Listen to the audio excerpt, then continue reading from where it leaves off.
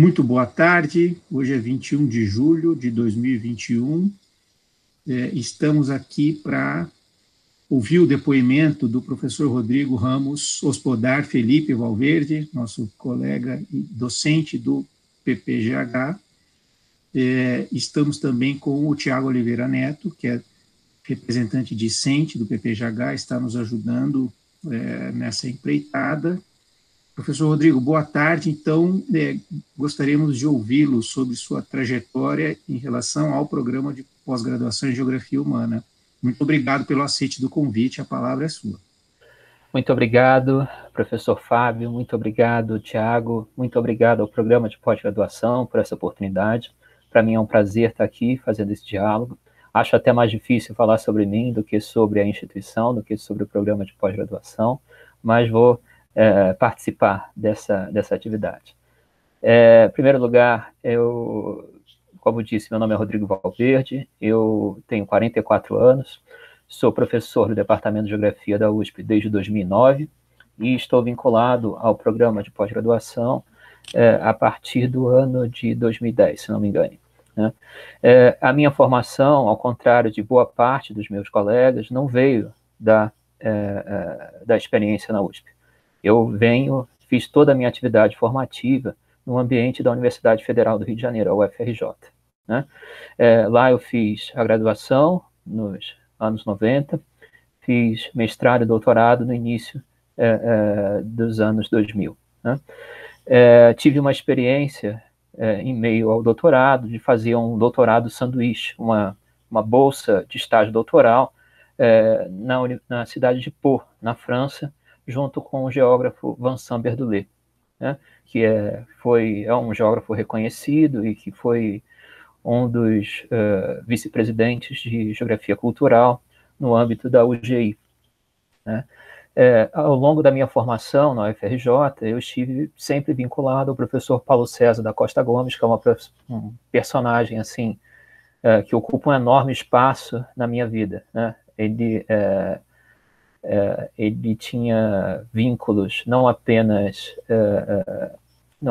profissionais comigo, ou seja, desde lá do segundo ano de graduação, eu comecei a fazer orientação científica com o professor Paulo César, mas a gente tinha vínculos de parentesco. Ele foi ex-marido da minha tia, né? Então, a gente se conhecia desde que eu era criança.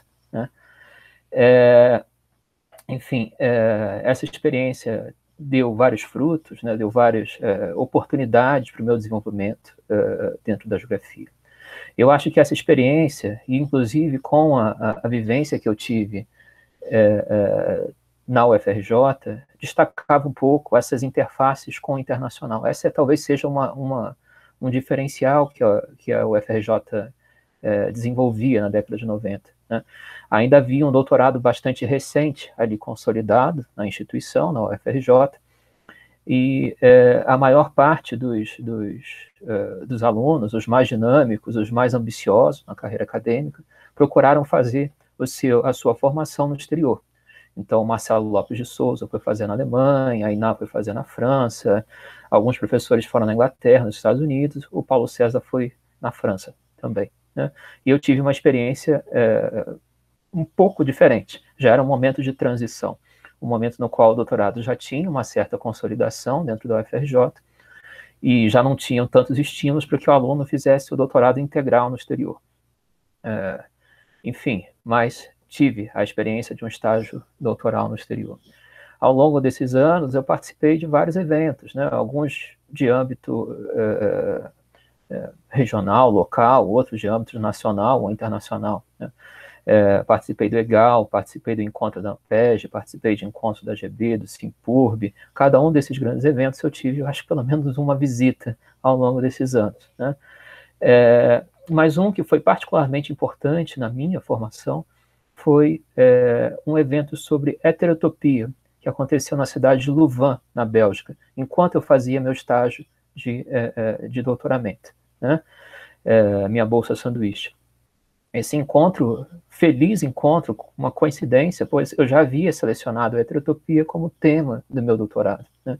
Então, aquilo ajudou muito a refinar, a fortalecer, enfim, a fazer escolhas na hora, porque havia um ambiente multidisciplinar que envolvia diferentes perspectivas, diferentes ideias sobre a heterotopia, na arquitetura, na filosofia, na sociologia, enfim, nas artes e também na geografia, né? E as pessoas tinham muito interesse naquele debate, mas os consensos foram de difícil aplicação. Ao longo desses anos, eu formei,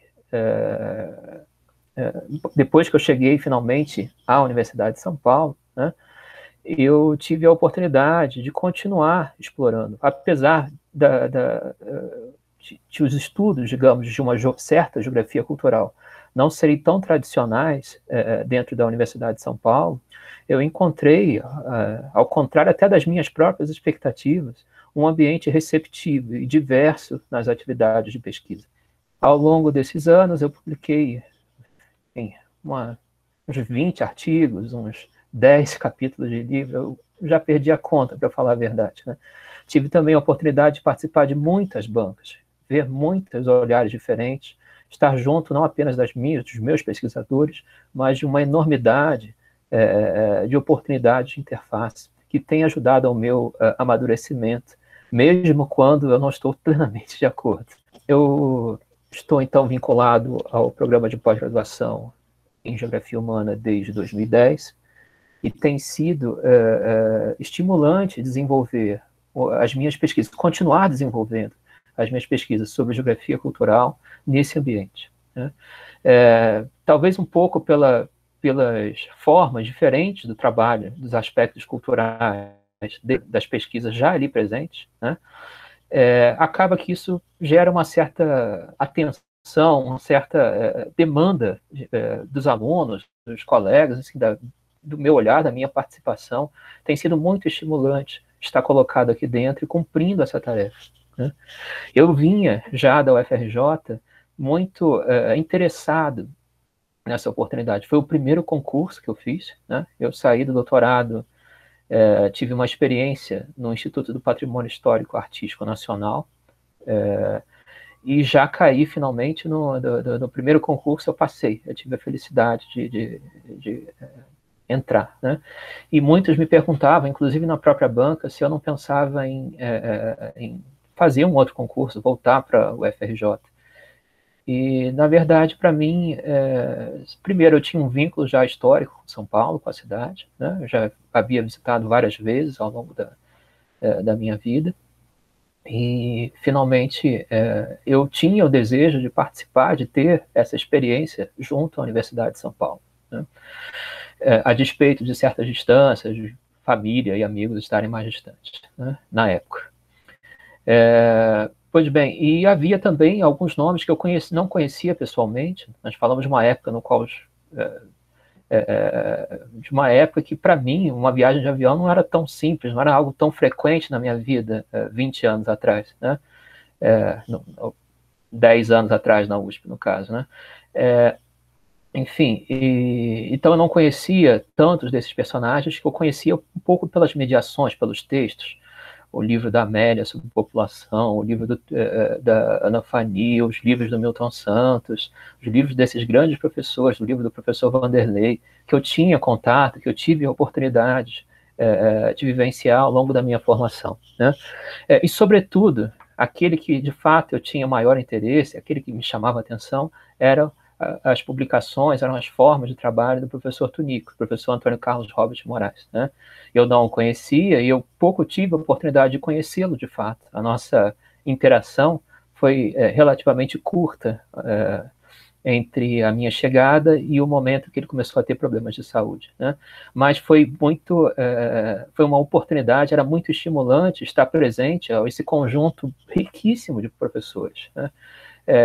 Todos com uma enorme reputação, com grandes contribuições à geografia, né? Então eu chegava muito animado, né? E eu tive muitos estímulos a despeito das imagens consolidadas do programa de pós-graduação em Geografia Humana, digamos, associado à geografia urbana ou associado à geografia econômica, geografia agrária, enfim, mas eu cheguei aqui e encontrei, na verdade, um ambiente diverso e estimulante para o funcionamento da pesquisa.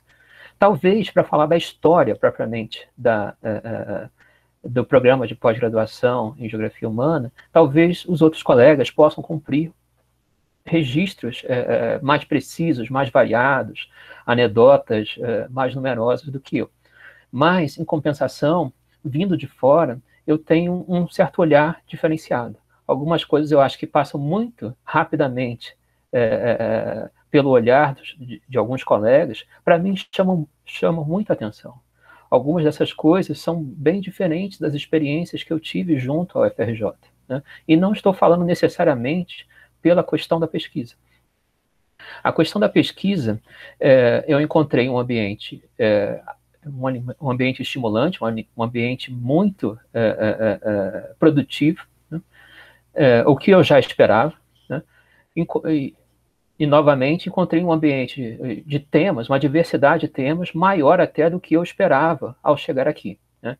Um ambiente mais, inclusive, não sei se a gente pode falar dessa forma, mas um pouco mais leve, assim, no funcionamento das trocas, por incrível que possa parecer.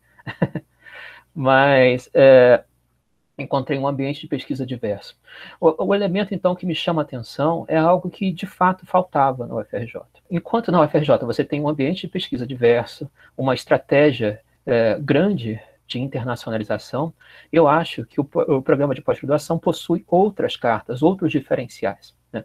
Um elemento, um primeiro deles, é de que o programa de pós-graduação em Geografia Humana, ele criou uma marca de falar para o Brasil, de formar alunos que vão ser professores nas mais diferentes universidades brasileiras, estaduais, ou federais, ou particulares, mas capilarizadas, espalhadas pelo Brasil. E há, historicamente, uma marca de que esses professores cumpriam um papel do trabalho desse falar com o nacional, desse falar com o Brasil, né? E isso era, ainda que a pesquisa, que os temas e as referências teóricas pudessem ser diversas, esse falar com o Brasil parecia ser uma constante. Eu acho que ainda é uma constante. É uma marca, que destoava a contribuição, eu acho, do PPGH em relação ao programa de pós-graduação lá da UFRJ, que eu tive uma grande experiência lá. Esse falar com o Brasil foi particularmente importante num certo momento, né? Foi muito importante no momento no qual a presença da pós-graduação no Brasil estava muito concentrada, né? No Rio de Janeiro, em São Paulo, em poucas localizações. Eu vou voltar a isso mais à frente.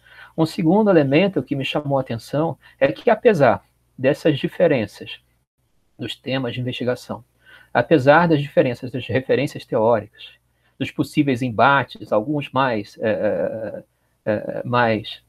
teóricos, outros um pouco mais terrenos, digamos assim, né? Mas, apesar de todos esses embates, eu acredito que existe um outro diferencial junto ao programa de pós-graduação que se refere a uma estratégia de consolidação política, a uma mensagem, a um posicionamento. Eu falo, então, da presença de múltiplas reuniões periódicas acontecendo com grupos de dezenas de professores participando da reunião, eleições para coordenador de pós-graduação, discussões de editais, participação, estratégias de circulação de informação, eventos coordenados com múltiplos professores, inclusive professores com trabalhos concorrentes nas visões do mesmo objeto, né? Todos esses elementos eram, para mim, diferenciadores. Diferenciadores porque um ambiente, uma reunião de pós-graduação na UFRJ era algo relativamente raro. A coordenação não tinha essa vida animada, esse posicionamento em comum. Eu acho que as diversidades nos temas de pesquisa, ou até mesmo nas filosofias que animavam essas pesquisas, não se refletem tanto na ideia de um posicionamento. Há uma certa construção política que é parte, eu acho, da atividade do programa de pós-graduação em Geografia Humana e que eu posso dizer com relativa tranquilidade, e isso não é para menosprezar outros programas de pós-graduação, mas que se dá de uma forma mais intensa do que em outras instituições. Eu acho que isso é um aspecto positivo, mesmo considerando os sentidos, talvez, problemáticos dessa construção política. Problemático no sentido do atraso de certos processos administrativos ou de certos conflitos com outras instituições, aparelhos administrativos, burocráticos, financiamentos de pesquisa, enfim, todas essa vida política me chamava muito a atenção. Né? Então existia um ambiente que era ao mesmo tempo diverso na pesquisa, um ambiente que era ao mesmo tempo forte na produtividade, com grandes contribuições, falando para o Brasil, ao mesmo tempo que possuía, em paralelo à atividade de pesquisa, uma vida junto à universidade, do processo administrativo e da construção política, que eu via como mais intenso do que todas as outras experiências que eu já havia tido. Não estavam apenas fechados nos seus escritórios, conduzindo as suas pesquisas para o aumento das indicadores de produção. Havia também uma tentativa de criar formas que eram consideradas como mais humanas ou como mais racionais, e às vezes até formas ultra complexas, difíceis, cheias de exceções, mas que consolidavam uma experiência importante da atividade de pós-graduação. E eu vejo isso como continuamente vinculado ao programa de pós-graduação, para o bem e para o mal. Para o bem no sentido de uma diversidade de contribuições, não apenas acadêmica, para o mal no sentido de que essas experiências de uma construção política, de uma atividade administrativa compartilhada em múltiplas comissões simultâneas por parte dos professores, gera uma série de pequenos conflitos, uma série de pequenos atrasos, debates que se constroem num plano jurídico, às vezes, enfim, mas que são necessários como uma atividade de construção do conhecimento. Nesse sentido, eu vejo esses dois traços como traços diferenciais da experiência anterior que eu tive junto a programas de pós-graduação. Em outras instituições, não necessariamente na UFRJ, eu vi assim uma certa redução digamos, do cargo de coordenador. Era visto como uma atividade a ser cumprida burocraticamente, separado a cada um ano e meio, 2 anos, trocava-se e colocava-se o professor mais novo, normalmente como responsável da pós-graduação, para cumprir aquela atividade, né? Era visto, então, como uma atividade um pouco mais mecânica do que propriamente uma atividade de construção intelectual, construção política, construção da vida universitária. Né? Enfim, eu tenho, então, visto, junto à pós-graduação, um caminho difícil, mas um caminho muito interessante e muito estimulante, de uma variedade de atividades a serem cumpridas por parte dos colegas e de contribuições variadas à sociedade. Eu acho que existe ainda um último aspecto que eu gostaria de destacar, que é o aspecto relativo a esse falar para o Brasil. Né? Esse aspecto tem sido um pouco questionado, um pouco discutido dentro e fora da USP, se isso ainda tem força, se isso ainda tem necessidade no contexto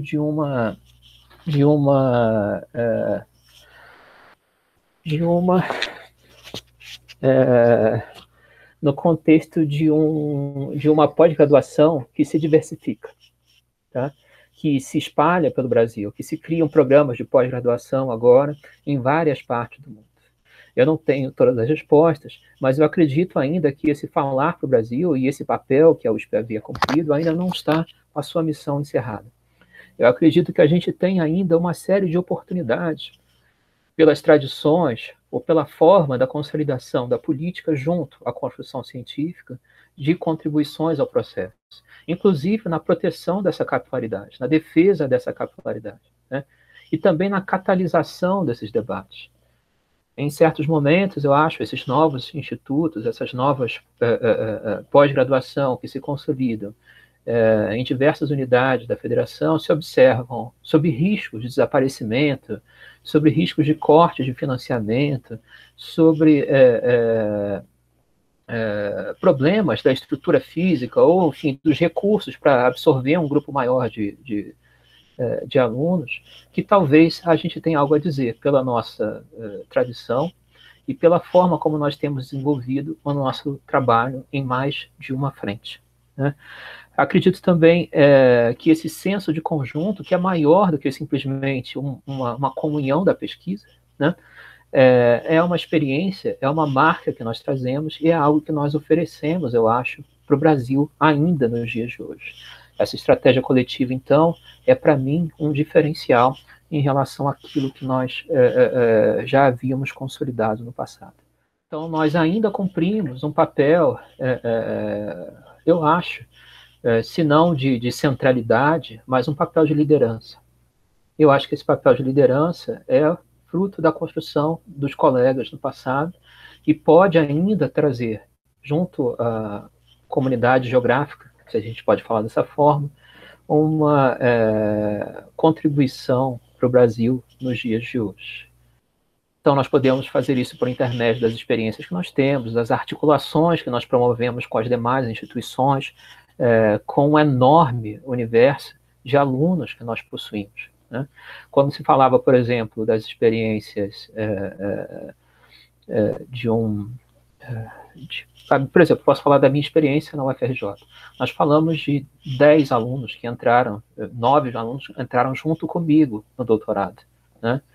Nós falamos de mais uns 20 que entraram no mestrado no mesmo ano que eu entrei no doutorado. E tem, salvo engano, tem se mantido mais ou menos sob essa média a contribuição que a boa contribuição, a contribuição importante que a UFRJ ofereceu e oferece ainda à geografia brasileira. Quando nós falamos do universo de alunos que entra na Universidade de São Paulo, você fala de uma contribuição em número que é maior, né? Que é mais relevante. Me chocava entrar numa sala de aula de graduação e encontrar 200 alunos, como eu tenho no primeiro ano do Departamento de Geografia da USP, para o bem e para o mal, né? Quando chegava a seleção de pós-graduação na Universidade de São Paulo, também é uma seleção que envolve centenas de alunos, né? Nesse sentido, nós vemos talvez uma diversidade maior de perfis que ganham de diferentes origens no Brasil, de diferentes etnias, diferentes idades, diferentes experiências do mundo. E esses perfis potencializados pelas atividades de pesquisa e pela mensagem coletiva, pela construção política coletiva, eu acho que potencializam os retornos que nós trazemos à sociedade. Então, eu falo com relativa segurança, com grande segurança, na verdade, de que o papel que a gente tem ainda cumpre uma tarefa nos dias de hoje. Mesmo que em meio a eu acho que a gente falar de uma fragmentação, por exemplo, das atividades de pesquisa, eu não vejo isso como necessariamente negativo. Não vejo necessariamente negativo, porque nós diversificamos também a nossa contribuição à sociedade. Quando nós falamos de uma fragmentação, digamos, da construção da universidade, da construção dos cursos, da organização, enfim, do nosso posicionamento junto à atividade político-administrativa, eu acho que, nesse sentido, nós possuímos uma certa vantagem em relação a outros programas, a outros departamentos. No momento em que a gente vê, a gente tem experiências maiores de interfaces entre colegas e funcionários em geral, e entre colegas e alunos, experiências de uma construção coletiva. Se você pudesse falar, lembrando até, enfim, dos alunos, concretamente, os seus temas de pesquisa na pós-graduação recentes de mestrandos e doutorandos, mestrandas e doutorandas, o que dentro dessa heterotopia da geografia cultural, quais são temas ou preocupações de pesquisa que você vem se detendo no PPGH, para a gente fazer um bloco final de considerações, por favor. Quando eu saí da experiência na UFRJ, né, eu saía com uma certa bagagem. Essa bagagem refletia um pouco as experiências que eu tinha tido em sala de aula e junto à orientação do Paulo César da Costa Gomes, né? O Paulo, ele fez o doutorado dele na França, na Sorbonne, né? E teve interfaces com outros professores como o Vincent Berdolet, o Marc Brossot, que hoje está lá no Canadá, uma série de professores importantes nesse ambiente francófono, né, do desenvolvimento. E ele desenvolvia muitas pesquisas na iniciação científica sobre sociabilidades, um pouco naquela forma do trabalho, da cultura, que é típica do pensamento francês, né? Não necessariamente evoca ou fala da cultura, mas fala pelos comportamentos ou pelos símbolos e associa a um processo material, a um processo político de uma forma geral, o que é uma forma válida e interessante. Eu mesmo fiz muito uso dessa forma de trabalho. Ao longo dessa experiência de orientação, eu tive contato com outras visões, né? Pela forma que o professor Roberto Lobato Correia de difundir os temas, os trabalhos da geografia cultural, que se estabeleciam que estavam entrando na geografia brasileira ali na década de 1990, de uma forma geral. Nesse processo, eu tive experiências, então, de pensar a cultura um pouco mais de tempo, com um pouco mais de fôlego, né? E aquilo ficou na minha cabeça, né? O debate da heterotopia foi inicialmente consolidado, não diretamente vinculado às formas mais conhecidas do trabalho da geografia cultural nos Estados Unidos ou na Inglaterra. Eu fui buscar um pouco nessas interfaces, nessas formas francesas, e pelo conceito do Foucault, uma maneira de trabalho original, né? Quando eu chego na Universidade de São Paulo, em 2009, eu tenho diversos caminhos que eu desenhava possíveis para a atividade de pesquisa. E sentindo um pouco a demanda que os alunos traziam, de graduação ou de pós, eu começo a pensar que talvez esse caminho da cultura me servisse de um diferencial. Era algo que eu me sentia capaz, apto e interessado a fazer. Era algo que eu já vinha acumulando há algum tempo, né? Havia participado do encontro do simpósio Espaço e Cultura em algumas oportunidades, junto à professora Zeni Rosendahl e ao professor Roberto Lobato Correia, né?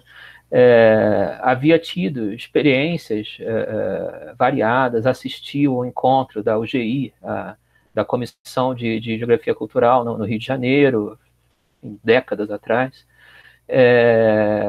Já havia acumulado uma certa leitura desses nomes que dinamizavam o debate da cultura. Dennis Cosgrove, James Duncan, que levavam, Peter Jackson, que levavam o debate da cultura por outros caminhos. Don Mitchell, né? E a minha ideia inicialmente era criar, junto ao programa de pós-graduação em Geografia Humana, um nicho para esses debates, né? uma oportunidade de trocas, né? Inicialmente, eu comecei fazendo isso pela ideia de uma indústria cultural. Eu fui buscar na geografia norte-americana aqueles autores que desenvolviam seus estudos da indústria cultural, que não era uma definição exatamente tal qual se fazia na sociologia do Adorno, era uma forma diferente de trabalho, né? E comecei, então, fazendo os estudos da geografia, dessas indústrias culturais. Algumas experiências surgiram, né, nesse sentido, e ao longo do tempo eu fui consolidando mais outras experiências na pós-graduação e atraindo alunos nesse sentido, a partir de aspectos que fossem mais variados, não apenas na produção de imagens, ou da representação cartográfica, ou enfim, de uma indústria cultural, propriamente dito, mas formas mais variadas do trabalho da cultura. Uma coisa que eu queria evitar era o estudo, digamos, que fosse de um livro ou de um filme, pura e simplesmente, né? Que fosse apenas um estudo de uma representação, né? Que as pessoas ficassem presas à trama daquele livro, né?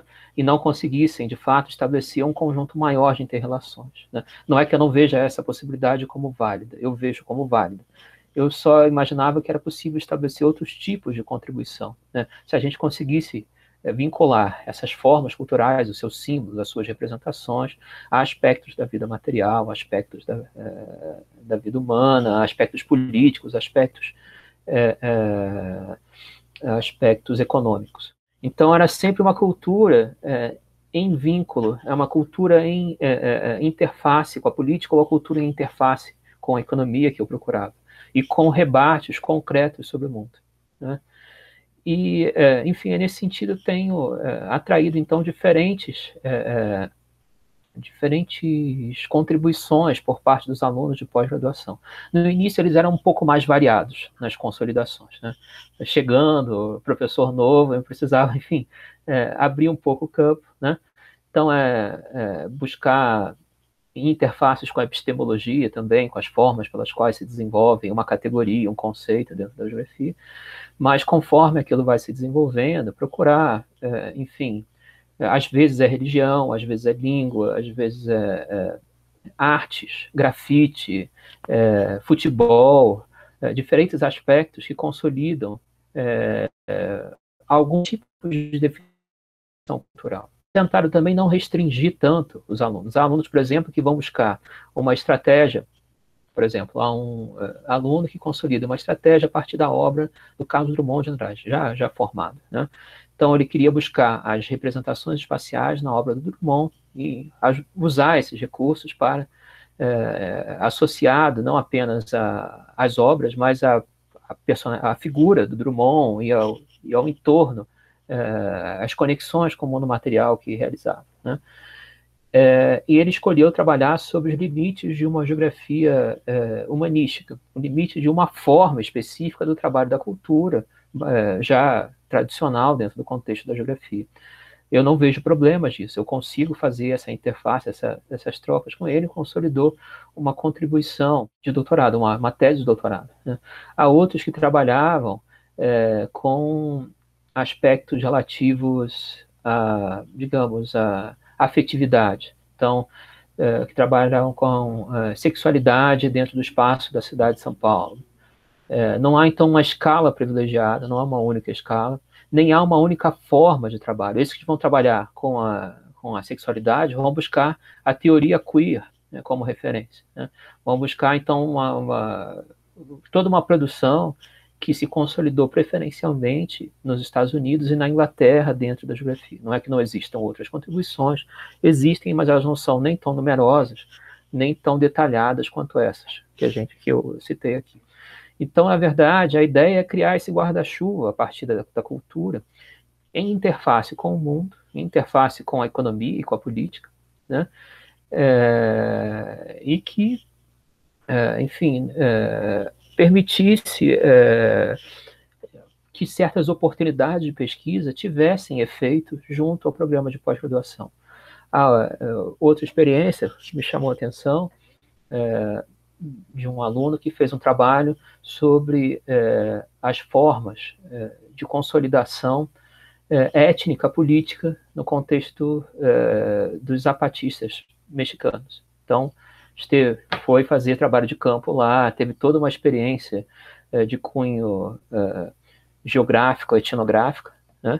E estabeleceu um registro nesse sentido que fazia apelo a certas formas de trabalho da cultura, da imaginação da cultura vinculada à política, que não eram necessariamente as que eu estabelecia, que eu fazia nos meus trabalhos. Hoje em dia, nos meus trabalhos, eu me vinculo mais particularmente às formas da nova geografia cultural, do Dennis Cosgrove, do James Duncan, do Don Mitchell, daqueles que buscaram fazer uma renovação no trabalho da cultura a partir do final da década de 1970 e da forma como a gente pode vincular. Para mim, essas formas são privilegiadas da atividade da pesquisa, na medida em que permitem um debate da cultura a partir de relações de poder, a partir de estratégias, a partir de formas e valores vinculados, né? Enfim, é nesse sentido que eu tenho feito esse esforço, mas não vejo problemas que cheguem um aluno, digamos, quero trabalhar com a teoria não representacional do debate da cultura, tudo bem, vamos discutir, vamos pegar lá o Nigel Thrift, vamos pegar outros autores, vamos estabelecer essa estratégia. Então, o que eu tenho estabelecido como contribuição, junto ao, eu acho, né, modéstia à parte, é pensar de que existe uma certa variação das definições da cultura e das suas possibilidades da investigação na geografia. Primeiro. Segundo, eu gostaria, então, de permitir que essas diferentes formas tenham uma certa abertura junto ao programa de pós-graduação em Geografia Humana, né?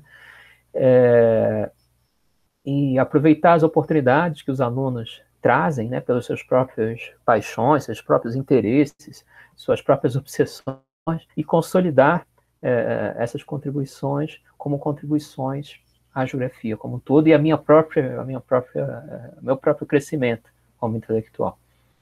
É nesse sentido que eu vejo um pouco a minha contribuição e as qualificações dessas 10 orientações que eu cumpri nesses 10 anos. Muito obrigado, professor Rodrigo Valverde, pelo seu depoimento. Agradeço também ao Tiago pela ajuda aqui, e agradeço também ao público que chegou até esse momento do vídeo, nos acompanhou. Mais um depoimento para reconstituir essa história aí do programa de pós-graduação em Geografia Humana da Universidade de São Paulo. Muito obrigado, Rodrigo, muito obrigado, Tiago, e ficamos por aqui. Um grande abraço. Eu que agradeço, pessoal, agradeço muito, obrigado pela oportunidade, e é isso.